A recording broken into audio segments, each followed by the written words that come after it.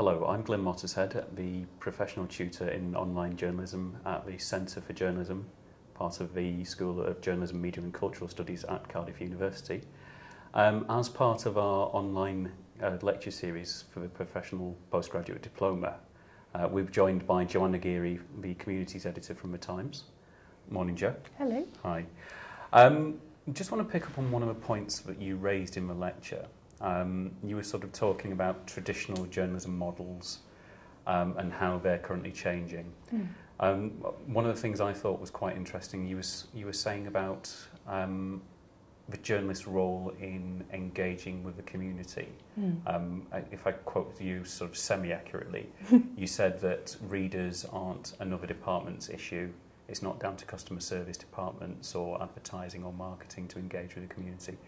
It's the journalist's role. I mean, why do you think that?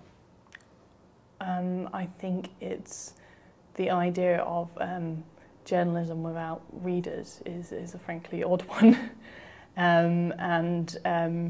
We are in an industry that purports to be about and for and to serve readers.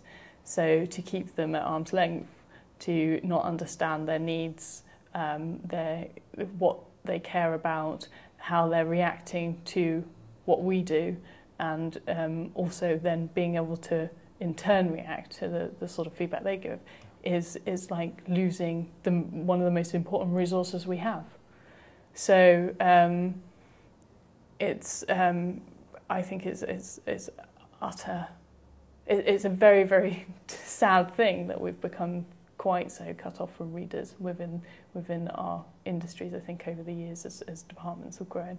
So absolutely, I think it's one of the fundamental things about being a journalist, especially nowadays when we're seeking to really find ways to engage new audiences online.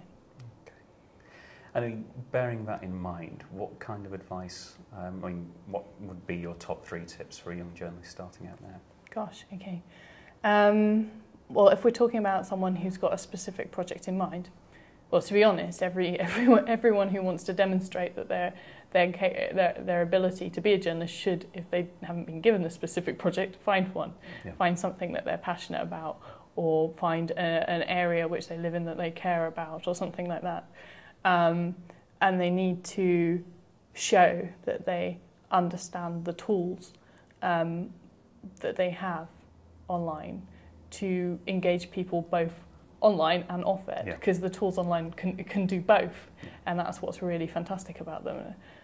So often people put online journalism into a box and say it exists within the online space. But what's so great is that actually the tools that you get online can then help you do amazing things offline as well. So it's about using those in those sorts of ways. One would be the tools and the ability to research out your community or your area. 2 would be then to have the ability to engage with them, know how to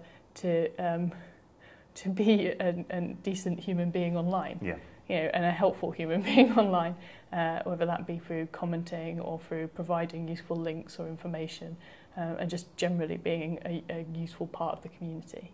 And then I think it's about how you then respond to the needs of that community once you've started listening to them. So. Okay. Just a final question then. If you were starting out now, bearing in mind sort of what you've learned along the way, what would be the key things you'd have done differently, do you think? It's very difficult to say, because things have changed so much and so quickly. In the time that I've been a journalist, and it's almost impossible to say something, if there's anything I regret. I guess at the moment what I regret is not actually being as good a citizen on the web as I would like to be, in that I've neglected my blog over the last couple of months, and that is pretty poor show, and it has affected how much I'm part of the conversation, and I need to get back into talking about the things that are important to me. So I would say, don't neglect your blog. make it work for you, because I've missed it. So I'm going to try and take my own advice and start that up again. Okay, well, Jo, thank you very much. Really appreciate you coming in to talk to us. Right, thank you.